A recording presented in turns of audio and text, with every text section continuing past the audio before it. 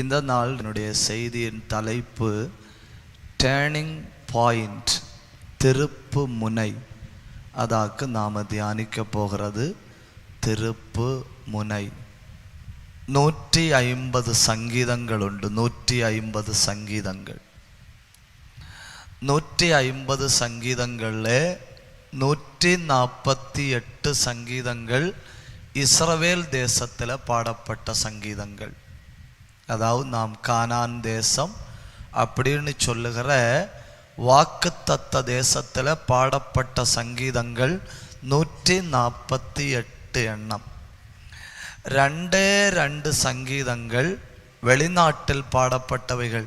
வெளிநாட்டில் அப்படின்னா இஸ்ரவேல் தேசத்துக்கு வெளியே பாடப்பட்ட சங்கீதங்கள் 2 சங்கீதங்கள். அந்த சங்கீதங்கள் எதெல்லாம் அப்படின்னா 126வது சங்கீதமும் 137வது சங்கீதமும். இந்த 2 சங்கீதங்கள் வாக்குத்தத்த தேசத்திற்கு வெளியே பாடப்பட்ட சங்கீதங்கள். இந்த சங்கீதங்கள் எங்கே பாடப்பட்டது அப்படின்னு நீங்கள் அறியணும்னா 137ஆம் சங்கீதம் 1-2 வசனங்களை வாசித்தால் நீங்கள் புரிந்து கொள்ள முடியும். அதனுடைய தொடக்க வார்த்தையை பாருங்க. பாபிலோன் ஆறுகள் அருகே உட்கார்ந்து. அப்போ பாபிலோன் தேசத்தில் எசேக்கியேல் தீர்க்கதரிசியின் புஸ்தகம் 1ஆம் அதிகாரம் 1-2-3 வசனங்களில் சொல்லி இருக்கிற கேபார் நதி அப்படின்னு சொல்லி இருக்கிற அந்த பாபிலோன் நதிக்கு கரையில் உட்கார்ந்து பாடப்பட்ட சங்கீதங்கள் 2 சங்கீதங்கள். அந்த 2 சங்கீதங்களும் அந்நிய ராஜ்யத்தில் பாடப்பட்டதுனால இவர்கள் எப்படியாவது தேவனுக்கு நேராக திரும்ப வர வேண்டும். ராஜ்யம் விட்டு போய்விட்டது, வாக்குத்தத்தங்கள் கைவிட்டு போய்விட்டது. எதெல்லாம் ஆண்டவர் கொடுத்திருந்தாரோ எல்லாம் அவர்களுக்கு போய்விட்டது. இப்போ எல்லாம் அவர்களுக்கு திரும்ப வரணும். அந்த 137ஆம் சங்கீதம் 1வது வசனத்தை வாசிச்சா, 1-2 வசனத்தை வாசிச்சா நமக்கு தெரியும் ஆராதனை கூட போய்விட்டது. அந்த 2வது வசனத்தை பாருங்க. அதில் நடுவில் இருக்கும் அலரி செடிகளின் மேல் எங்கள் கிண்ணறங்களை தூக்கி வைத்து. கிண்ணறங்கள் அப்படிங்கிறது எப்பவுமே தோல்ல இருக்க வேண்டியவைகள். எந்நேரமும் பாடி ஆராதிக்கும்படி தோல்ல இருக்க வேண்டிய கிண்ணறம் இப்ப எங்க இருக்கு? அலரி செடிகளின் மேல இருக்கு. அலரி செடிகளில் ஒரு பொருளை வச்சா திரும்ப எடுக்க முடியாது. அந்த வச்ச பொருளுக்கு மேலே அந்த முள்கள் அப்படி டக்குன்னு வளர்ந்து விடும். கையை புள்ள போட்டு எடுக்க முடியாது. இப்போ ஆராதனை கை போட்டு எடுக்க முடியாத ஆபத்தில் மாட்டி இருக்கும் பொழுது அங்கே இருந்து கொண்டு இவர்கள் பாடின 2 சங்கீதங்கள்.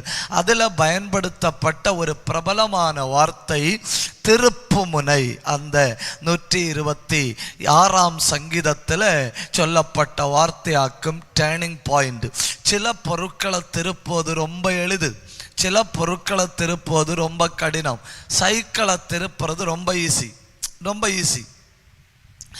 ஏரோப்ளைனில் திருப்புறது நான் கேள்விப்பட்டவரை ரொம்ப ஈஸியாகும். ஏரோப்ளைனை திருப்புறது சும்மா பிள்ளைகள் வீடியோ கேம் விளையாடுற மாதிரி திருப்புறது ரொம்ப ஈஸி. ஆனால் நீங்கள் தூத்துக்குடி கடலுக்கு பக்கத்தில் வாழ்கிறீர்கள்.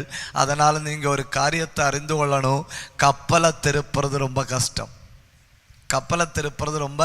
கஷ்டம். சைக்கிளு, பைக்கு, ஏரோப்ளைன் திருப்புறது ரொம்ப ஈஸி. ஆனால் கப்பலை திருப்புறது ரொம்ப கஷ்டம். ட்ரெயினை திருப்ப முடியாது.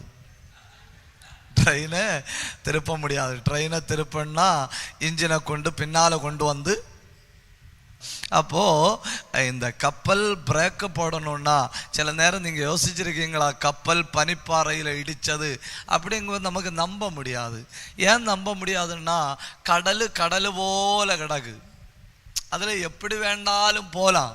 அங்கே ஒரு பனிப்பாறை தெரியுது, அந்த பனிப்பாறையில் போய் கப்பல் இடிச்சுன்னா நமக்கு நம்புறது கொஞ்சம் கஷ்டம் தானே. நம்பி ஆகணும். ஏன்னா கப்பல் அவ்வளோ சுலபமாக என்ன செய்ய முடியாது, திருப்ப முடியாது. அங்க பனிப்பாறை தெரியுதுன்னா, அங்கன்னா நாகர்கோயில்ல பனிப்பாறை தெரியுதுன்னா தூத்துக்குடியில வச்சே யோசிக்கணும்.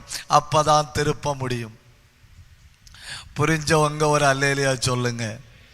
அல்லேலூயா. எல்லா தேவ பிள்ளைகளையும் திருப்பணும்னு ஆண்டவர் விரும்புகிறார். எல்லாரையும் திருப்பணும்னு ஆண்டவர் விரும்புகிறாரு. ஒரு இடத்துல நாம் வந்துட்டோம், அதுக்கு அந்த பக்கத்தில் ரோடு இல்லை, there is no road beyond. அந்த இடத்துல வச்சு நம்ம என்ன செஞ்சாகணும்? திரும்பி ஆகணும். அப்போ நம்மை திருப்பும்படி சில இடங்கள்ல வச்சு ஆண்டவர் நம்மளை அடைப்பாரு, சில இடங்கள்ல வச்சு ஆண்டவர் நம்மளை அடைப்பாரு. அதை தாண்டி போக முடியாது. அது தேவன் நமக்கு வைத்திருக்கிற ஜங்ஷன்.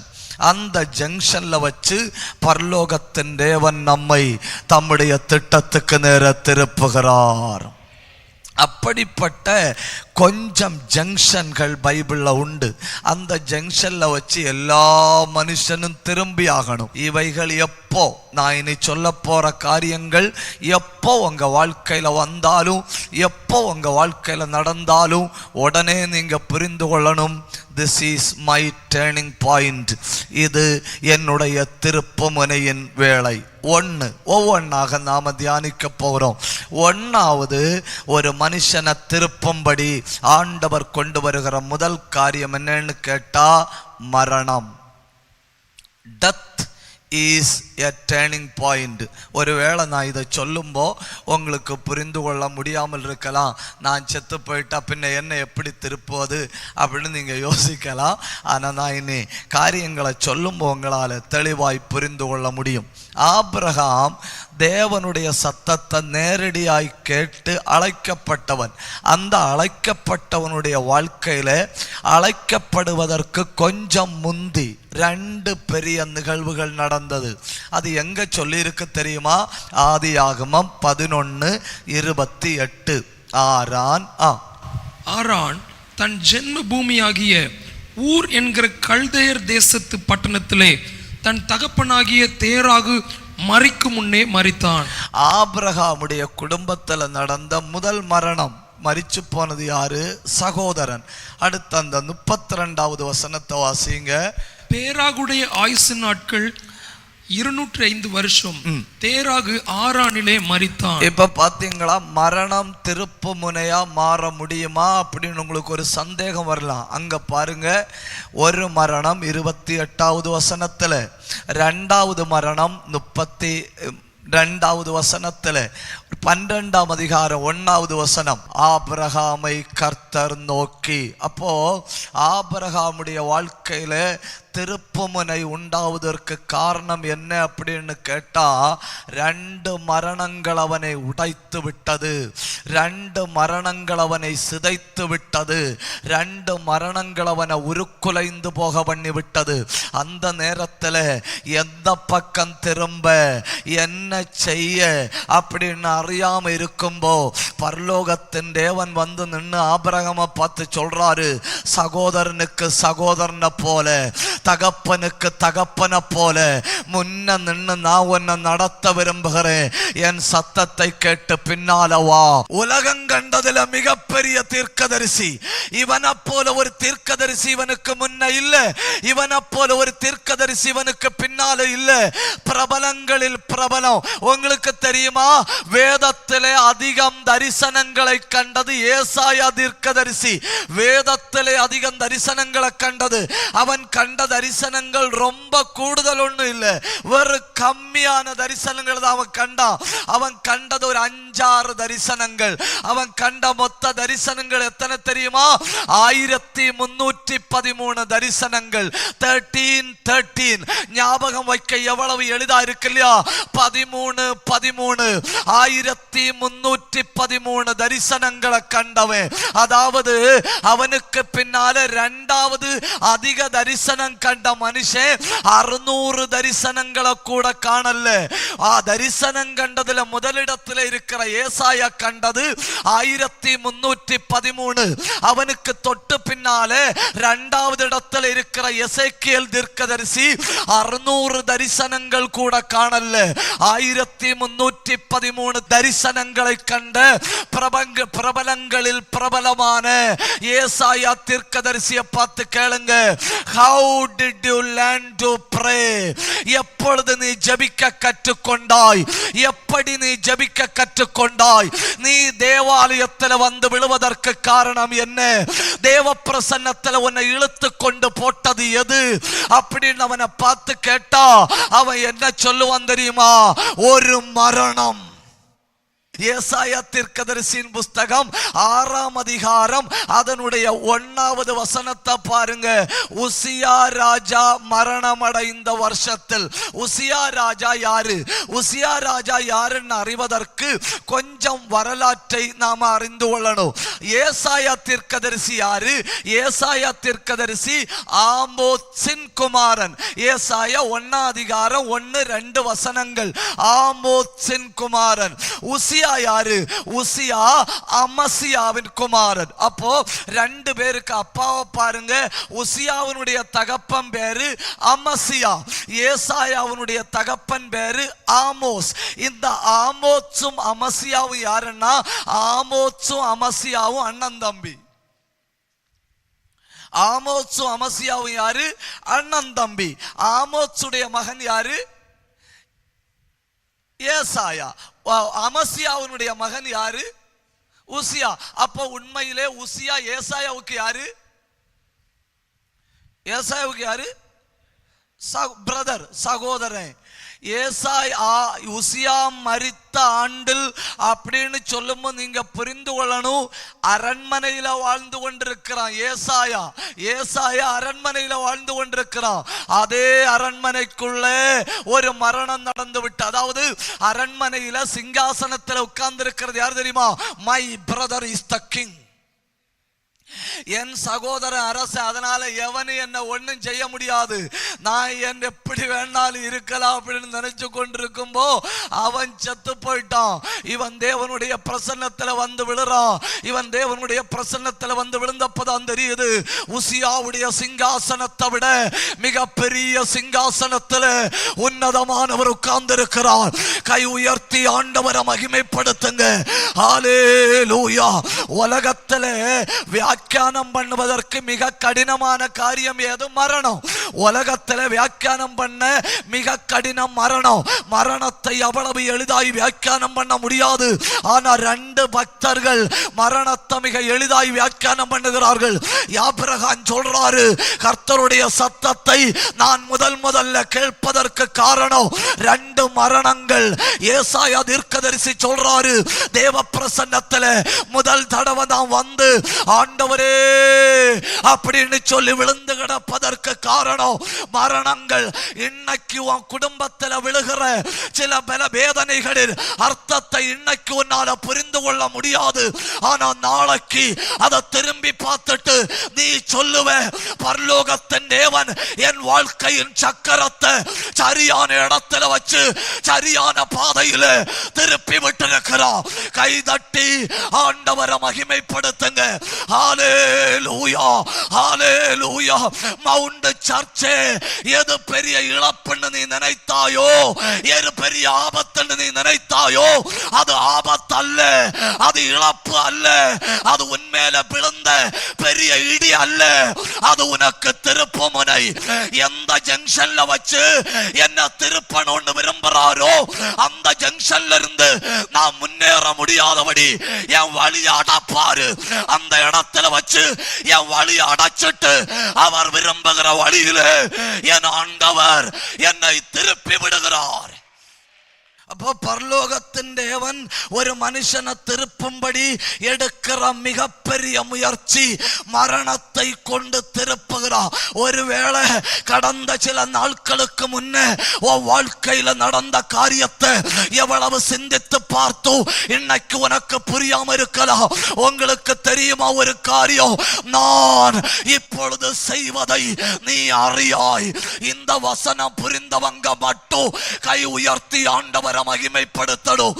நான் இப்பொழுது செய்வதை நீ அறியாய். அருமையுள்ள தேவ பிள்ளைகளே, சர்வ வல்லவர் என்ன ஏதோ திட்டம் பண்ணி, ஏதோ பெரிய காரியத்தை திட்டம் பண்ணி சின்ன சின்ன காரியங்களை தடுத்து வச்சிருக்கு. சர்வ வல்லவர் ஒரு பெரிய நோக்கத்தை பிளான் பண்ணி சின்ன சின்ன வழி அடைச்சு வச்சிருக்கு. நான் இப்பொழுது செய்கிறது உனக்கு தெரியாது, ஆனா அவர் சகலத்தையும் நன்மைக்காய் செய்கிறவர். கை தட்டி ஆண்டவரை மகிமைப்படுத்துங்க. என்னை திருப்பும்படி என் ஆண்டவர் எடுக்கிற முதல் முயற்சி ஒரு பேரழிவு. என்னை திருப்பும்படி என் ஆண்டவர் எடுக்கிற இரண்டாவது முயற்சி, அதாவது செகண்ட் ஜங்ஷன். என்னை திருப்பும்படி ஆண்டவர் என்னை கொண்டு வர இரண்டாவது ஜங்ஷன். அது எங்க சொல்லி இருக்கு தெரியுமா?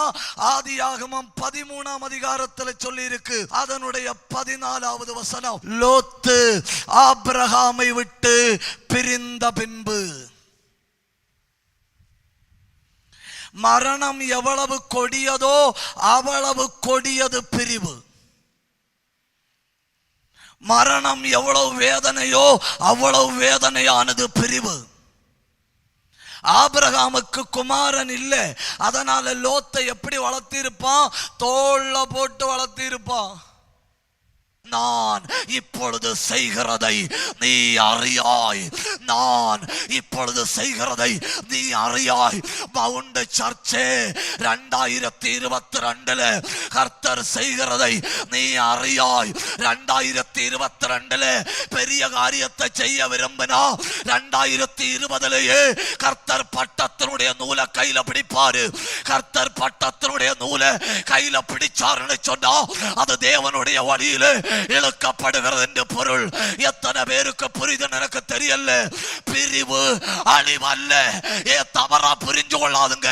பிரிவு அழிவு அல்ல, பிரிவு அவமானம் அல்ல, பிரிவு வெட்கம் அல்ல. பிரிவு ஒரு கடைசி ஜங்ஷன். அங்க வச்சு ஒரு பெரிய தேவ செயலுக்கு நேராய் நீ திரும்புகிறாய். ஓ குடும்ப உறவு பிரியும்போ நீ புரிந்து கொள்ளணும். திருப்ப முனை. உன் சிநேகிதர்கள் பிரியும்போ நீ புரிந்து கொள்ளணும். திருப்பு முனை. எலும்புல மாம்ச ஒட்டி இருப்பதை போல ஒட்டி இருந்தவன் பிரியும்போ நீ புரிந்து கொள்ளணும். திருப்பு முனை. நீ கேவலப்படும்போ நீ புரிந்து கொள்ளணும். திருப்பு முனை. வெட்கமான காரியங்கள் உன் பேர்ல பிரபலம் அடையும்போ நீ புரிந்து கொள்ளணும். திருப்பு முனை. அன்னைக்கு ஆபிரகாமிடத்துல இத கொஞ்சம் வியாக்கியானம் பண்ணுன்னு சொன்னா அவனுடைய வாயில வார்த்தை வராது. நெஞ்சுக்குள்ள இருக்கிற ஊற்று கண் உடைஞ்சு கண்ணுல இருந்து கண்ணீர் மட்டும்தான் வரும். ஒரு 10 வருஷம் தாண்டி ஆபிரகாமிடத்துல கேளுங்க, இப்போ எப்படி அவன் சொல்றான்? லோத்து பிரிந்தது எனக்கு ஒரு பெரிய திருப்பு முறையாய் மாறினது. ஹல்லேலூயா. சகோதரர்களே, சில பிரிவுகளை ஆண்டவர் கொண்டு நம்ம அடைக்கிறது தெரியுமா? அந்த இடத்துல வச்சு ஒரு பெரிய தேவ திட்டத்துக்கு நேராய் கப்பலை பிடிச்சு திருப்புவதை போல ஆண்டவர் உன்னை திருப்புகிறார். மரணம் திருப்பமுனை, பிரிவு திருப்பமுனை. 3 தரிசனம் திருப்பமுனை.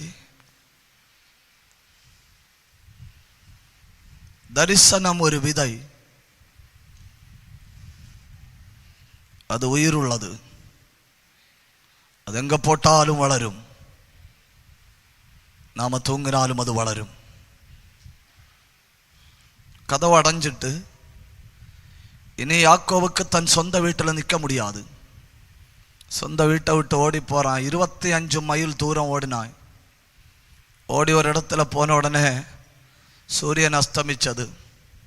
வாழ்க்கை நல்லா இருக்க வேண்டிய ஒரு எளிய வழி கேட்க விரும்புகிறவங்க ஒன்று கை தூக்குங்க. இந்த கோச்சிங் சென்டர்ல இருந்து டிப்ஸ் கொடுப்பாங்க இல்லையா, அந்த மாதிரி வாழ்க்கை நல்லா இருக்க ஒரு எளிய வழி கேட்க விரும்புகிறேன்னு சொல்கிறவங்க கை தூக்குங்க. மொத்தம் கை தூக்கியாச்சு பார்த்தீங்களா? எளிய வழி. கூட்டம் முடிஞ்ச உடனே இன்னைக்கு வீட்டுக்கு போகணும். வீட்டுக்கு போய் தலையணை இருக்கு இல்லையா, தலையணையை கீறணும். தலையணை என்ன பண்ணணும்? கீறணும். உங்க பிரச்சனைக்கெல்லாம் காரணம் தலையணைக்க உள்ள இருக்கு 5-6 கிலோ பஞ்சு. அந்த பஞ்சை மொத்த ஸ்தோத்திரம் சொல்லி வெளியே எடுக்கணும். ஸ்தோத்திரம் சொல்லி வெளியே எடுத்து அடுப்பில் போடணும். எங்க போடணும்? ஸ்தோத்திரம் சொல்லி வெளியே எடுத்து அடுப்பில் போட்டுட்டு நல்ல கொஞ்சம் கல் உண்டு இல்லையா, கல் வாரி தலையணைக்குள்ள வைக்கணும். கல்லை வாரி எங்க வைக்கணும்? தலையணைக்குள்ள வைக்கணும். வச்சுட்டு தலையணையை தைக்கணும்.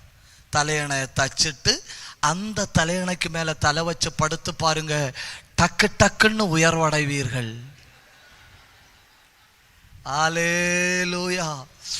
ஒரு அற்புதங்களையும் காண முடியல. ஏன்னா தலையணை மொத்தம் பஞ்சு.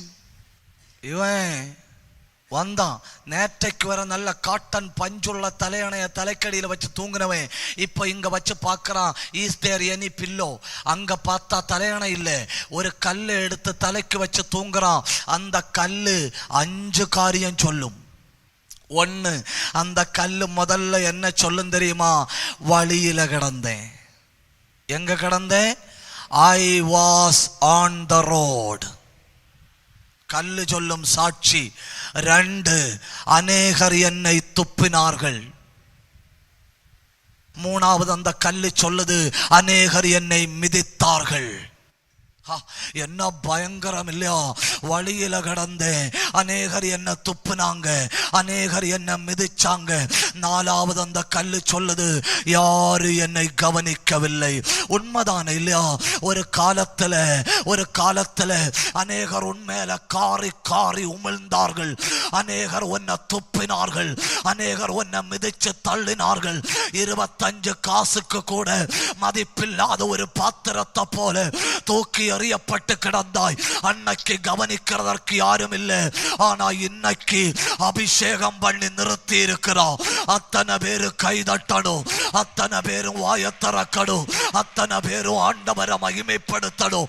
இது உண்மைன்னு சொல்றவங்க எல்லாம் கை தட்டி வாயை திறந்து ஆவியில நிரம்பி ஆண்டவரை மகிமைப்படுத்துங்க. எந்த இடத்துல வழியில கிடந்தாயோ அதே இடத்துல நிறுத்த போகிறோம். எங்க வச்சு காரி துப்பினார்களோ அதே இடத்துல நிறுத்த போகிறோம். எங்க மிதித்தார்களோ அதே இடத்துல நிறுத்த போகிறோம். மிதிக்கப்பட்ட இடத்துல நிக்கிறேன், துப்பப்பட்ட இடத்துல நிக்கிறேன். கவனிப்பாரற்று கிடந்த இடத்துல ஒரு சாட்சியாக அபிஷேகம் பண்ணி இந்த ராத்திரி ஆண்டவர் உங்களை அபிஷேகம் பண்ணி இதே தேசத்துல இதே இடத்துல நிறுத்தி இருக்கிறார்.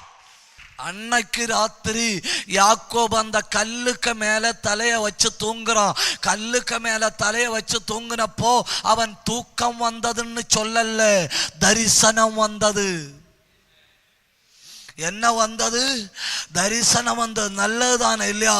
12 மணி நேரம் தலையணைக்குள்ள புதஞ்சு தூங்குறத விட தலையணைய கல்லா மாற்றி ஒரு ராத்திரி தரிசனம் பெற்று ஒரு பெரிய திருப்புமுனை உண்டாகிறது. நல்லதுதானே இல்லையா? ஒரு ராத்திரி தூக்கம் போனாலும் பரவாயில்லை, ஒரு 10 மணி நேரம் என் இமைகள் விழித்திருந்தாலும் பரவாயில்லை. எனக்கு தேவை திருப்புமுனை, எனக்கு தேவை திருப்புமுனை, எனக்கு தேவை திருப்புமுனை. கை உயர்த்தி ஒரு அல்லேலூயா சொல்லுங்க. அன்னைக்கு ராத்திரி அவன் ஒரு தரிசனத்தை கண்டான். அந்த தரிசனம் அவனுடைய வாழ்க்கையில அடுத்து வாழ வேண்டிய மொத்த காலத்துக்கும் திருப்புமுனையாய் மாறினது. யாக்கோபை பார்த்து கேட்கிறேன், யாக்கோபே எங்க வச்சு நீ திருப்பப்பட்டாய்? அவன் என்ன சொல்லுவான் தெரியுமா? லூஸ் என்கிற இடம் என் வாழ்க்கையில மறக்க முடியாத இடம். ஜெபிக்கிற அத்தனை தேவ பிள்ளைகளும் வாழ்க்கையில ஒரு தடவை லூசில காலு வைக்க வேண்டி வரும். தேவ பிரசன்னத்தை அனுபவிக்கிற அத்தனை தேவ பிள்ளைகளும் வாழ்க்கையில ஒரு தடவை அந்த வழியா போக வேண்டி வரும். அந்த லூசில உங்களை கொண்டு போறது எதுக்குன்னு கேட்டா, அந்த இடத்துல வச்சு தமது திட்டத்துக்கு நேராய் திருப்புகிறார். அவன் என்ன சொல்றான்? வாழ்க்கையின் கதவு அடைந்து விட்டது, எதிர்காலம் போய்விட்டது, வீட்டு கதவு அடைந்து விட்டது, வாக்கு தத்தங்கள் முடிந்து விட்டது. என்னத்துக்கு? தலைக்கு மேல இருக்கிற சூரியனே அஸ்தமிச்சு விட்டது. கர்த்தர் சொல்றாரு, அதெல்லாம் செஞ்சது நான் தான். உன் குடும்பத்தை கலக்கிறது நான் தான். உன் வீட்டை விட்டு உன்னை துரத்துறது நான் தான். உனக்கு பிரச்சனை உண்டாக்குறது நான் தான். உன் தூக்கத்தை கலைச்சது நான் தான். உன்னை வீட்டுல இருந்து ஓடி லூசுல வர பண்ணது நான் தான். எதுக்கு தெரியுமா? ஒரு பெரிய திட்டத்தை உன் கையில தர விரும்புறேன். ஹல்லேலூயா. சூரியனை அஸ்தமிக்க பண்ணது ஆண்டவர், வீட்டு கதவை பூட்டினது ஆண்டவர். எதுக்கு தெரியுமா? பரலோகத்தின் கதவை திறக்கும்படி. புரிந்து கொண்டவங்க மட்டும் ஆண்டவரை மகிமைப்படுத்தணும். In order to open the door of heaven, God has to close the door of my house. என்னுடைய வீட்டின் கதவை ஆண்டவர் அடைக்க வேண்டி இருந்தது. எதற்காக? எனக்கு பரலோகத்தின் கதவை திறக்கும்படி. Praise the Lord. இப்ப வேலை செஞ்சு கொண்டிருக்கிற இடத்துல வருகிற பிரச்சனை ஒரு புதிய கதவு திறப்பதற்கான அடையாளம். இன்னைக்கு தடுமாற்றத்தோட கிடக்கிறது, ஒரு புதிய கதவு திறப்பதற்கு அடையாளம். இன்னைக்கு எல்லாம் கட்டப்பட்டது போல இம்மூவபிளாக ஒரு அசைவத்தை கிடப்பது அழிவின் ஆரம்பம் அல்ல, ஒரு திருப்பு முனை. கை உயர்த்தி ஒரு அல்லேலூயா சொல்லுங்க. உற்சாகத்தோட ஆண்டவரை மகிமைப்படுத்துங்க. அப்போ ஆபிரகாமுக்கு திருப்புமுனையை கொண்டு வந்தது மரணங்கள். அடுத்து ஆபிரகாமுக்கு திருப்புமுனையை கொண்டு வந்தது பிரிவுகள். யாக்கோபை பார்த்து கேளுங்க, யாக்கோபே உனக்கு திருப்புமுனையை கொண்டு வந்தது எது? அவன் சொல்றான், எனக்கு திருப்புமுனையை கொண்டு வந்தது தரிசனம். அடுத்து லூக்கா 15ஆம் அதிகாரத்தில் ஒரு திருப்புமுனை. ஒரு தகப்பன், ஒரு தாய், 2 பிள்ளைகள். இப்போ எல்லாம் அரசாங்கத்தினுடைய சட்டத்தின்படி அடிக்க கூடாது. முந்தி எல்லாம் அடிக்காமல் இருக்க கூடாது. எல்லா வீட்டிலும் நீங்க பாருங்க, பிள்ளைகள் அடிபட்டு தான் வளர்ந்துருப்பாங்க. அதுல இந்த முதல்ல பிறக்கும் இல்லையா பிள்ளை, அந்த பிள்ளை எல்லாம் கவர்மெண்ட் ஸ்கூல்ல பெல் அடிக்கிற மாதிரி அடிப்பணும். 2வது பிறக்கு இல்லையா பிள்ளை, அது அப்படி அடி வாங்காதபடி பொமேரியன் நாய்க்குட்டி போல புஸ் புஸ்ன்னு வளரும். ஏன்னா முதல்ல பிள்ளை பிறக்கும் முன்ன நமக்கு ட்ரைனிங் இல்லை பிள்ளை எப்படி வளர்த்தணும்னு. நாம முதல்ல கர்த்தர் தந்தவனை வச்சு ட்ரைனிங் எடுத்து முடிச்சோம். முதல் குமாரனை தாயின் தகப்பனும் சேர்ந்து டூன் பண்ணிச்சுன்னு டூன். 2வது குமாரன் அவன் தாய் தகப்பனை டூன் பண்ணான்.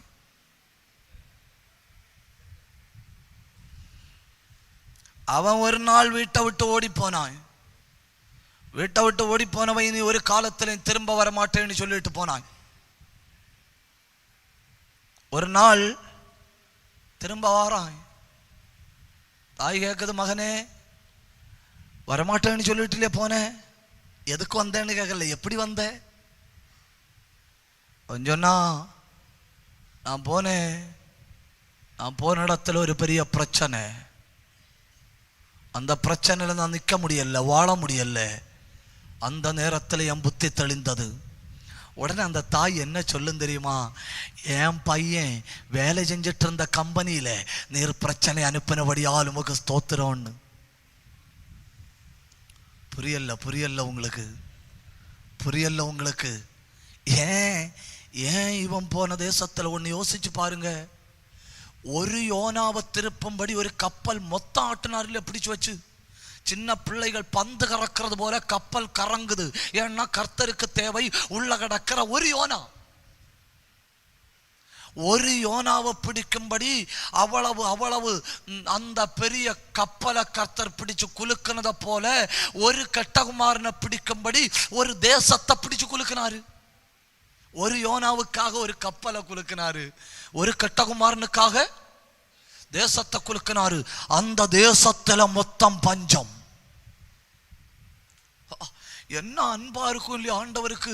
ஒரு தேசத்தை மொத்தம் பட்டினி போட்டு ஒருத்தனை பிடிக்கணும்னா அவன் மேல தேவன் வச்சிருக்கிற திட்டம் எவ்வளவு பெருசா இருக்கு இல்லையா. கை உயர்த்தி ஒரு அல்லேலூயா சொல்லுங்க. நேஷனல் ஸ்டார்வேஷன், ஆங்கில வார்த்தை புரியுதா உங்களுக்கு? என்ன ஸ்டார்வேஷன்? National starvation. தேசத்துல பஞ்சம். எதற்காக? Individual standing point. இதெல்லாம் நமக்கு புரியாது, கண்டிப்பா புரியாது. ஒருத்தனை பிடிக்கும்படி தேசத்துல உள்ள மொத்த ஆட்களை பட்டினி போட்டிருக்கு. அவன் வீட்டுக்கு வந்தா இல்லையா, அந்த தாய் சொல்லுது, ஆண்டவரே நீர் அனுப்பின பிரச்சனைக்காய் உமக்கு நன்றி. கண்ணை மூடி ஒண்ணு கை உயர்த்துங்க. அத்தனை பேரு கண்ணை மூடணும், அத்தனை பேரு கை உயர்த்தணும். சொல்லுங்க, தைரியம் உண்டனா சொல்லுங்க. நீர் அனுப்பின பிரச்சனைக்காக உமக்கு நன்றி. நீர் அனுப்பின பிரச்சனைக்காக உமக்கு நன்றி. ஏன் தெரியுமா? நீர் அனுப்பின பிரச்சனை என் பிள்ளைக்கு திருப்புமுனை. நீர் அனுப்பின பிரச்சனை என் பிள்ளைக்கு திருப்புமுனை. நீர் அனுப்பின பிரச்சனை என் பிள்ளைக்கு திருப்புமுனை.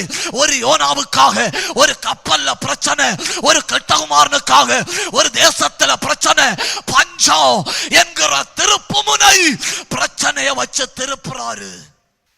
ஒன்னாவது திருப்புமுனை உண்டாக்குறது மரணம், இரண்டாவது திருப்புமுனை உண்டாக்குறது பிரிவு, மூணாவது திருப்புமுனை உண்டாக்குறது தரிசனம், நாலாவது திருப்புமுனை உண்டாக்குறது ப்ராப்ளம்ஸ், பிரச்சனைகள்.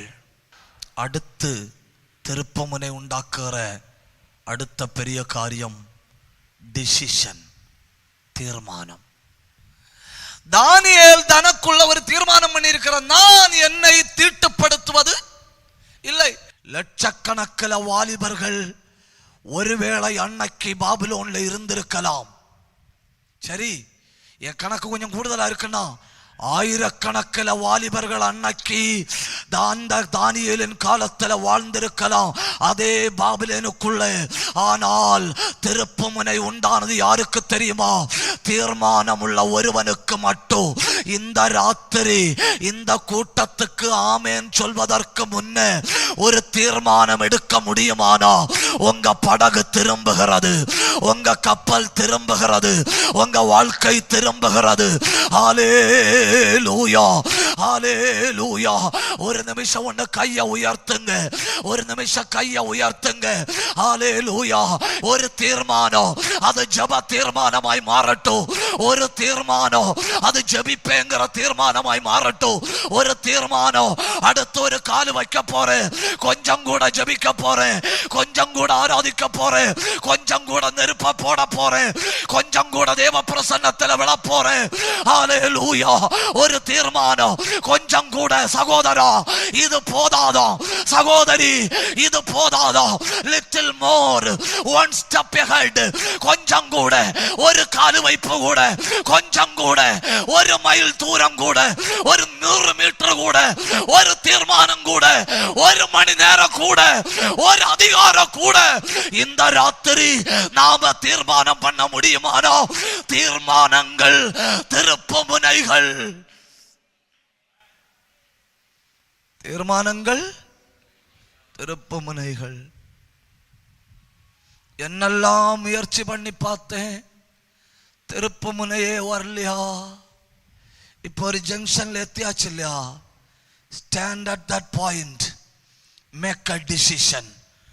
God is going to turn you. அதே இடத்துல நில்லுங்க, நின்னுட்டு ஒரு தீர்மானம் பண்ணுங்க. இந்த தீர்மானத்தை தலையே போனாலும் நான் மீற மாட்டேன்னு சொல்லுங்க.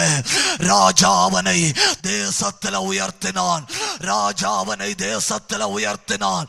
ஹல்லேலூயா, ஹalleluya. சில நிகழ்வுகள் தடைபட்டிருக்க காரணம் இதுவரை நீங்க ஒரு தீர்மானத்துல வரல. சில காரியங்கள் தடைபட்டிருக்க காரணம் you have not yet reached to your point of decision. Tonight you decide God is going to break through. இந்த ராத்திரி நீ தீர்மானம் பண்ணு, கர்த்தர் செயல்பட தொடங்குகிறார். நீ தீர்மானம் பண்ணாத ஒரே காரணத்தினால கர்த்தர் செயல்பட முடியல. ஆண்டவரே உம்முடைய பாதத்தில் விழுந்து கிடப்பேன். ஆண்டவரே உம்முடைய சமூகத்தில் விழுந்து கிடப்பேன். ஆண்டவரே பாதம் ஒன்றே போதும். ஆண்டவரே ஜெபிக்க விரும்புகிறேன், விழுந்து கிடக்க விரும்புகிறேன், வருகிறேன், என்னை தருகிறேன். நீ தீர்மானம் பண்ணு, கர்த்தர் திருப்புகிறார். ஆமென். கை உயர்த்தி ஆண்டவரை மகிமைப்படுத்துங்க. அப்போ தீர்மானம் ஏற்படுத்தி திருப்பு முனை உண்டாக்குகிற தீர்மானங்கள்.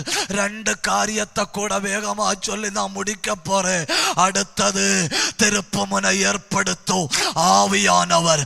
சத்தமா ஒண்ணு சொல்லுங்க, ஆவியானவர். சத்தமா சொல்லுங்க, ஆவியானவர். சவுல் என்கிற மனுஷனுக்கு ஒரு குவாலிட்டி தான் உண்டு, highly qualified to feed donkeys. அவனுக்குள்ள குவாலிஃபிகேஷன் என்ன? கழுதைகளை வளர்த்துவது எப்படிங்கிற டிகிரி எடுத்தவன். கழுதையை தேடி போறான். கழுதையை தேடி போறவனை தேடி கர்த்தர் வாராரு. வழியில வந்து நிற்கிறாரு. ஆண்டவர் என் வழியில கர்த்தர் குறுக்கிடுகிற பொழுது அவர் என்னை திருப்ப போகிறார். கைதட்டி ஆண்டவரை மகிமைப்படுத்துங்க. உன் பிசினஸ்ல கர்த்தர் குறுக்கிட்டால், உன் வாழ்க்கையில கர்த்தர் குறுக்கிட்டால், உன் குடும்பத்துல கர்த்தர் குறுக்கிட்டால் திருப்ப போகிறோம், திருப்ப போகிறோம், திருப்ப போகிறோம். Going to turn.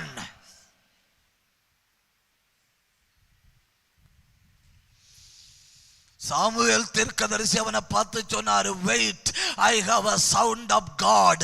நில்லு, கர்த்தருடைய வார்த்தை உனக்கு சொல்லணும். அவன் நிற்கிறான். 1 சாமுவேல் 10ஆம் அதிகாரம் அதனுடைய 6ஆம் வசனம். 1 சாமுவேல் 10ஆம் அதிகாரம் அதனுடைய 9வது வசனம். இந்த 2 வசனங்களை நீங்க பாருங்க. இந்த 2 வசனங்களை நீங்க பாருங்க. என்ன பயங்கர திருப்பு முனை இல்லையா? அப்பொழுது கர்த்தருடைய ஆவி உன்மேல் பலமாய் இறங்குவார். கழுதைகளை மேய்க்க பழகின நீ 30 லட்சத்திற்கு மேற்பட்ட ஜனங்களை மேய்க்கும்படி கர்த்தரோ வண்டியை பிடிச்சு திருப்ப போறாரு. ஆவியானவர் கையில விட்டு கொடுக்க முடியுமா? கர்த்தர் ஒரு கருவியாக மாற்ற முடியும். எத்தனை பேருக்கு புரிஞ்சுன்னு எனக்கு தெரியல. ஆவியானவர் கையில விட்டு கொடுக்க முடியுமா? கர்த்தர் ஒரு கருவியாக மாற்ற முடியும். 2 நிமிஷம் கை தட்டி வாயை திறந்து ஆவியானவர் விட்டு கொடுங்க, ஆவியானவர் விட்டு கொடுங்க. அத்தனை பேரு வாயை திறந்து ராந்தரா கந்தரா ரியாந்தரா பிரௌடபத்தரா விட்டு கொடு. குடும்பத்துக்குள்ள ஆவியானவர் நுழைகிறார். விட்டு கொடு. வாழ்க்கைக்குள்ள ஆவியானவர் நுழைகிறார். விட்டு கொடு. இருதயத்துக்குள்ள ஆவியானவர் நுழைகிறார். விட்டு கொடுங்க, விட்டு கொடுங்க. இருக்கிற இடத்தை மறந்து கை தட்டி வாய் திறந்து ஆண்டவரை உயர்த்துங்க. மவுண்ட் சர்ச்சில் ஆவியானவர் பலமாய் இறங்க போகிறார். எதற்கு தெரியுமா? சிலரை திருப்பும்படி, திருப்பும்படி, திருப்பும்படி. கை தட்டி அந்நிய பாஷை பெற்ற அத்தனை பேரும் ஆவியில நிரம்பணும். ரகதர கத்தர ரியாத்தர கந்தர ரிபத்தர பந்தர உடத்தர கந்தர பிரௌடபத்தர அல்ஹத்தரி அந்தர. அந்நிய பாஷை பேசுங்க. உங்க கப்பல் திரும்புது, உங்க வாழ்க்கை திரும்புது, உங்க சிந்தை திரும்புது, உங்க இருதயம் திரும்புது, உங்க குடும்பம் திரும்புது. ஏ புரியல உங்களுக்கு? ரகபகதர. கை தட்டி ஆரவாரத்தோட, ஆரவாரத்தோட, மிகுந்த சத்தத்தோட ஆவியானவரை மகிமைப்படுத்துங்க. ரிபலபலபலபா உடரபலப சந்தரபலபா திருப்பமுனை ஏற்படுத்தும் ஆவியானவர். கழுதைகளை வளர்த்துற ஏற்று இசட் அவனுக்கு தெரியும். ஏன்னா அவனுடைய சாப்ட்வேர் அப்படிதான் அவனுக்குள்ள கிரியேட் பண்ணப்பட்டிருக்கு. he is hard and software like that. he is wired. அவனை ப்ரீ வயர் பண்ணி இருக்கு. அப்படி அதுக்கு மேல ஒண்ணும் அவனுக்கு தெரியாது. சாமுவேல் தீர்க்கதரிசி சொல்றாரு, கர்த்தர் உன்னை அப்டேட் பண்ண போறாரு, கர்த்தர் உன்னை அப்டேட் பண்ண போறாரு. கர்த்தருடைய ஆவி உன்மேல் பலமாய் இறங்குவார். கர்த்தருடைய ஆவி உன்மேல் பலமாய் இறங்கும் பொழுது நீ தீர்க்க தரிசனம் சொல்லி வேற மனுஷனாவாய். அது மட்டும் இல்ல, உனக்குள்ள இருக்கு இல்லையா கடின இருதயம், உனக்குள்ள இருக்கு இல்லையா கல் இருதயம், உனக்குள்ள இருக்கு இல்லையா அந்த இருதயத்தை தூக்கி தூர போட்டுட்டு மெழுகை போல ஒரு வேற இருதயத்தை தர போகிறோம். கை உயர்த்தி ஒரு அல்லேலூயா சொல்லுங்க. நெக்ஸ்ட், தேவ பிரசன்னம். தேவ பிரசன்னத்துக்கு ஒன்றன் பின் ஒன்று 5 உதாரணங்களை சொல்லி நான் டக்குன்னு முடிப்பேன். 1, ஒரு விதவையின் வீடு. அந்த விதவையின் வீட்டில் தீர்க்கதரிசி விறகு வரைக்கு கொண்டிருக்கிற அந்த பெண்மணிடத்தில் கேட்கிறாரு, எதுக்கு விறகு பறக்கிற? அவ சொல்றா, அப்பம் சுட்டு சாப்பிடணும். உடனே அவர் சொல்றாரு, முதல்ல சொல்றத எனக்கு கொண்டு வா. அப்ப அவ சொல்றா, விஷத்தை மிக்ஸ் பண்ணி உண்டாக்க போறோம், நானும் பிள்ளைகளும் சாப்பிட்டு சாக போறோம், வசதி எப்படி, கொண்டு வரட்டா? தீர்க்கதரிசி தைரியமா சொல்றாரு, கொண்டு வா. கொண்டு வந்து கொடுத்தா. அவரு சாப்பிட்டுட்டு போனாரு. அவ வீட்டுக்கு போய் தவி எடுத்து மாவு பாத்திரத்தில் போட்டு பார்க்கறா. ஸ்பூன் எடுத்து எண்ணெய் குடத்தில் போட்டு பார்க்கறா. தேவ பிரசன்னம் உயிர்ப்பித்திருந்தது. எத்தனை பேருக்கு புரிஞ்சுன்னு எனக்கு தெரியல. தேவ பிரசன்னம் உயிர்ப்பித்திருந்தது. உதாரணம் 2, ஒரு விதவையானவள் தீர்க்கதரிசியிடத்தில் வந்து சொல்றா, அடியாளிடத்துல ஒன்றும் இல்லை, கடன்காரன் வந்து தந்த காசை கேட்குறான், இல்லை பிள்ளைகளை கேட்குறான். அவர் கேட்குறாரு, வாட் டு யூ ஹேவ், உன்னிடத்துல என்ன இருக்கு? அவ சொல்றா, ஒரு குடம் எண்ணெய் இருக்கு. அவன் சொல்றான், வீடுகளில் போய் வேற பாத்திரங்களை வாங்கு. அவ சொல்றா, கேட்டா தருவாங்களா? ஏற்கனவே எல்லா பக்கத்துலையும் கடன் வாங்கி இருக்கிறேன். தீர்க்கதரிசி சொல்றாரு, இந்த தடவை நீ கேளு, தருவான். ஏன்னா இது கர்த்தரின் சத்தம். எல்லா வீட்டிலையும் போய் புட்டுக்குடம், இட்லி குடம், ஆப்பச்சட்டி, அது இது கையில கிடைச்சது மொத்தம் சாக்கு கணக்கில் வாங்கி பாத்திரமா கொண்டு வீட்டுக்குள்ள போட்டு வச்சிருக்கு. போட்டு பார்த்த பிறகுதான் தெரியுது, அந்த வீட்டுக்குள்ள பாருங்க, அந்த அறை பூட்டப்பட்டு கிடக்கு. அந்த அறைக்குள்ள ஒரு குடம் எண்ணெய், பின்ன ஒரு 1000 காலி பாத்திரங்கள். அந்த காலி பாத்திரங்களுக்கு நடுவில் 3 காலி பாத்திரங்கள். அது யாரெல்லாம்? அந்த தாயின் 2 பிள்ளைகளும். பாத்திரங்களுக்கு இடையில பாத்திரத்தை போல அந்த பெண்மணி அவ என்ன பண்ணா தெரியுமா? குடத்தில் இருக்கிற எண்ணெய் எடுத்து மெதுவா சாய்ச்சா. மெதுவா சாய்த்த பொழுதுதான் தெரியுது, குடம் உயிரடைந்து விட்டது. கைதட்டி ஆண்டவரை மகிமைப்படுத்துங்க. உயிர்ப்பிக்கிற தேவ பிரசன்னம், உயிர்ப்பிக்கிற தேவ பிரசன்னம், உயிர்ப்பிக்கிற தேவ பிரசன்னம். உன் வீட்டுல உயிர் வருது, உயிர் வருது, உயிர் வருது. சத்தமா சத்தமா சத்தமா வாய் திறந்து கைதட்டி ஆவியில நிரம்பி ஆண்டவரை மகிமைப்படுத்துங்க. குடம் உயிரடைகிறது, எண்ணெய் பாத்திரம் உயிரடைகிறது, மாவு கலசம் உயிரடைகிறது. உதாரணம் 3 கவனிங்க. உதாரணம் 3, ஆண்டவர் எசேக்கியேல்ட்ட சொல்றாரு, நீ எழுந்து எலும்புகள் நிறைந்த பள்ளத்தாக்குல போய் தீர்க்க தரிசனம் உரை. அவன் தீர்க்க தரிசனம் உரைக்கிறான். உரைக்கும்போ அங்க பார்க்கும்போ அங்க 3 காரியங்கள் சொல்லியிருக்கு. 1, எலும்புகளால் நிறைந்திருந்தது, அப்போ மிகவும் திரளான எலும்புகள். 2, எலும்புகள் மிகவும் உலர்ந்திருந்தது, அப்போ மிகவும் திரளான எலும்புகள், மிகவும் உலர்ந்த எலும்புகள். 3, எலும்புகள் சிதறியிருந்தது. Many bones, very dry, very much scattered. வாய்ப்பே இல்லை. கர்த்தரவனை பார்த்து சொன்னாரு, நீ வாயத்தர என் பிரசன்னத்தை ஊற்ற போறேன். எத்தனை பேருக்கு புரிஞ்சுன்னு எனக்கு தெரியல. நீ வாயத்தர என் பிரசன்னத்தை ஊற்ற போறேன். தீர்க்க தரிசனம் உரைக்கும்படி தன் வாயை திறந்த பொழுது எலும்புகளுக்குள்ள ஊற்றப்பட்ட அந்த தெய்வத்தினுடைய பிரசன்னம் நேற்றைக்கு வர எலும்புகள் இன்னைக்கு ஒரு சேனையா எழும்பி நிற்க பண்ணினது. இன்னைக்கு ஒரு சேனையை எழும்பி நிற்க பண்ணுகிறது. திருப்பத்தை ஏற்படுத்துகிற தேவ பிரசன்னம். ஒரு நிமிஷம் கை தட்டுங்க, ஒரு நிமிஷம் வாய் தரையுங்க, ஒரு நிமிஷம் ஆவியில் அந்த ரம்முங்க, ஒரு நிமிஷம் ஆண்டவரை மகிமைப்படுத்துங்க. திருப்பத்தை ஏற்படுத்துகிற தேவ பிரசன்னம். எண்ணெய் குடம் உயிரடைந்தது, மாவு கலசம் உயிரடைந்தது, எலும்புகள் உயிர்ப்பிக்கப்பட்டது. நாலாவது உதாரணம் 4 ரோமர் 4:19 சாராளுடைய கருவறை செத்து விட்டது. சாத்தா அந்த கருவறையை காட்டிட்டு சவால் விடுறான். அந்த கற்பத்திலிருந்து இனி ஒரு குழந்தை பிறக்காது. Medically no chance, scientifically no chance. மருத்துவமனையின் கூற்றுப்படியும் விஞ்ஞானத்தின் படியும் அந்த கருவறையில ஒரு பிள்ளை பிறக்காது. கர்த்தர் என்ன சொன்னாரு தெரியுமா?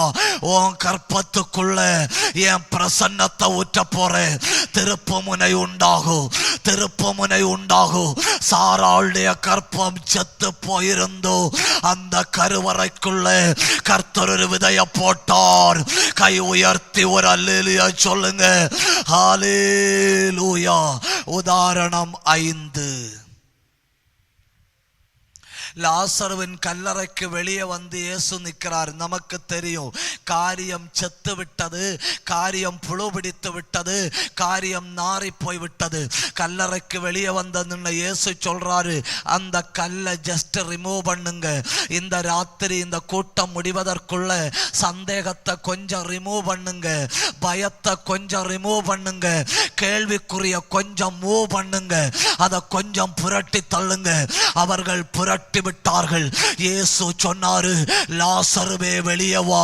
உயிர்ப்பிக்கிற தேவ பிரசன்னம், உயிர்ப்பிக்கிற தேவ பிரசன்னம், உயிர்ப்பிக்கிற தேவ பிரசன்னம். தேவ பிரசன்னத்தால் திருப்புமுனை. 5 உதாரணங்களை நான் சொன்னேன் இல்லையா? இந்த 5 உதாரணங்களுமே வாய்ப்பு இல்லாதவைகள். 6வது ஒரு காரியத்தை சொல்லிட்டு 5 நிமிஷம் நாம ஜெபிக்க போறோம். அது எங்க சொல்லி இருக்கு தெரியுமா? எண்ணாகமத்தின் புஸ்தகத்துல சொல்லி இருக்கு. அது எத்தனை அதிகாரம்? 17வது அதிகாரம். அது எத்தனாவது வசனம்? 7, 8, 9 வசனங்கள். Numbers chapter 17 words number 7, 8, 9. அங்க என்ன சொல்லி இருக்குன்னு பாருங்க. அந்த கோல்களை, அந்த கோல்னா என்ன தெரியுமா? பாஸ்ட் டென்ஸும் இல்ல, ஃபியூச்சர் டென்ஸும் இல்ல, ஒன்லி பிரசன்ட் டென்ஸ். கடந்த காலம் இல்ல, வேர் இல்ல, எதிர்காலம் இல்ல, வளர்ந்த பகுதி இல்ல, ஒன்லி பிரசன்ட் டென்ஸ். ஒரு ஸ்டிக் மட்டும் இருக்கு. ஆட்கள் சொல்லணும், இந்த பிள்ளை விளங்காது, இந்த குடும்பம் தேராது, இது முடிஞ்சு போச்சு, வாய்ப்பில்லை அப்படின்னு சொல்லி இருக்கிறாங்க. கர்த்தர் சொன்னாரு, வாய்ப்பில்லைன்னு சொன்னதை என்னுடைய சன்னிதானத்துல கொண்டு வை. ஹல்லேலூயா. வாய்ப்பில்லைன்னு சொன்னத, படிக்காதுன்னு சொன்னத, வாழாதுன்னு சொன்னத, வளராதுன்னு சொன்னத, உயர்வதற்கு வழி இல்லைன்னு சொன்னத என்னுடைய சன்னிதானத்துல கொண்டு வை. அதை கொண்டு போட்டிருக்கு எங்க தெரியுமா? ஒரு ராத்திரி தேவ பிரசன்னத்துல. எல்லாரும் வாய் திறந்து சொல்லுங்க, ஒரு ராத்திரி தேவ பிரசன்னத்தில். Tonight in the presence of God. இந்த ராத்திரி போய் தேவ சமூகத்துல விழு. ஜெபிக்க தெரியாதா? கர்த்தருடைய சந்நிதியில போய் கட. வார்த்தைகள் சொல்ல தெரியாதா? தேவனுடைய பாதத்துல போய் விழுந்து கட. அங்க இருந்து பிரசன்னம் ஊறி வருது, அங்க இருந்து ஊறி வருது, அங்க இருந்து ஊறி வருது, அங்க இருந்து வருது வல்லமை. கர்த்தருடைய சந்நிதியிலிருந்து வல்லமை புறப்பட்டு விட்டது. இனி யாரும் வளர்ச்சியை தடுக்க முடியாது. கர்த்தருடைய சந்நிதியிலிருந்து அபிஷேகம் புறப்பட்டு விட்டது. இனி யாரும் உன்னை தடுக்க முடியாது. தேவ பிரசன்னம் புறப்பட்டு விட்டது. இனி யாரும் ஒண்ணும் செய்ய முடியாது. கை உயர்த்தி ஒரு அல்லேலூயா சொல்லுங்க. உலக மனுஷன் எல்லாம் சொல்றான், அந்த ஊழியமா, அந்த ஊழியை நீ துளிர்க்காது, எல்லாம் போச்சு. அந்த குடும்பமா, அந்த குடும்பம் இனி துளிர்க்காது, எல்லாம் போச்சு. அந்த பிள்ளையா, அந்த பிள்ளை இனி வாய்ப்பு இல்லை, எல்லாம் போச்சு.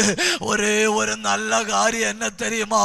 தேவ பிரசன்னத்துல கொண்டு வச்சிருக்கிறேன் சகோதரா, உன்னை தேவ சந்நிதியில கொண்டு போடு. சகோதரி, உள்ளத உள்ளபடி, உனக்கு ஒன்றும் இல்லாம இருக்கலாம், நீ உலர்ந்து போயிருக்கலாம், நீ மிகவும் உலர்ந்திருக்கலாம், உனக்கு கடந்த காலமும் எதிர்காலமும் பிரகாசம் இல்லாம இருக்கலாம். தேவ சமூகத்துல உன்னை விட்டு போட முடியுமா? கர்த்தருடைய சமூகத்துல உன்னை கொண்டு வைக்க முடியுமா? பணத்தால முடியாதது தேவ பிரசன்னத்தால முடியும். அறிவால முடியாதது தேவ பிரசன்னத்தால முடியும். விஞ்ஞானத்தால முடியாதது தேவ பிரசன்னத்தால முடியும். உலக மனுஷனால முடியாதது தேவ பிரசன்னத்தால முடியும். ஓ சிந்தையால முடியாதது தேவ பிரசன்னத்தால முடியும். கொஞ்சம் சத்தம் உயர்த்தி அந்நிய பாஷையில 2 நிமிஷம் ஆண்டவரை மகிமைப்படுத்துங்க. ஒரு நதி உடைஞ்சு பாய்வதா போல பிரசன்னம் பாயுது, பிரசன்னம் பாயுது, பிரசன்னம் பாயுது. கண்ணை மூடி பிடி, தேவ பிரசன்னம் பாயுது, அதுவும் அருகில ஒழுகி வருது. ஏ பயங்கர தேவ பிரசன்னம், பயங்கர தேவ பிரசன்னம். கண்ணை மூடி பெற்றுக்கொள்ளுங்க, கண்ணை மூடி பெற்றுக்கொள்ளுங்க. அது பாயுது, அது பாயுது. அந்தர பந்தர ரியாந்தர பந்தர உடந்தர பிரௌட பந்தர ரெந்தல் கபர பலபரபா ரியாந்தல் கபர பலபா. எல்லாரும் சொல்லுங்க, எல்லாவற்றையும் உயிரோடு இருக்க செய்கிற தேவ சந்நிதி. சொல்லுங்க, எல்லாவற்றையும் உயிரோடு இருக்க செய்கிற தேவ சந்நிதி. ஏன் அந்த கற்பம் உயிரடைஞ்சு தெரியுமா? ஏன் அந்த எலும்புகள் உயிரடைஞ்சு தெரியுமா? ஏன் அந்த கோல் உயிரடைஞ்சு தெரியுமா? ஏன்னா இறங்கி வந்தது எல்லாவற்றையும் உயிரோடு இருக்க செய்கிற தேவ சந்நிதி. ஒரே ஒரு காரியம் தான் சொன்னாரு, என் பிரசன்னத்தில் வந்து விழணும், அவ்வளோதானே இல்லையா? என் பிரசன்னத்தில் வந்து விழணும். ஒரு திருப்பமுனை எதிர்பார்த்து தானே வந்திருக்கிறீங்க இல்லையா? டிஸ்சாட்டிஸ்ஃபைடு தானே இல்லையா? இப்போ இருக்கிற அனுபவத்தில் கொஞ்சம் கூட முன்னே வரணும்னு விருப்பம் இருக்குது நமக்கு இல்லையா? கொஞ்சம் கூட வளர்ச்சி அடையணும்னு விருப்பம் இருக்கு இல்லையா? பொல்லாத ஆவியின் கையிலிருந்து வெளியே வரணும்னு விருப்பம் இருக்கு இல்லையா? அந்த விருப்பத்தை தேவ சந்நிதியில் கொண்டு போடுங்க. இப்போ நீங்கள் இருக்கிறீங்க இல்லையா மவுண்ட் சர்ச்சு, இது வெறும் மவுண்ட் சர்ச் இல்லை, இது எல்லாவற்றையும் உயிரோடு இருக்க செய்கிற கர்த்தருடைய சந்நிதி.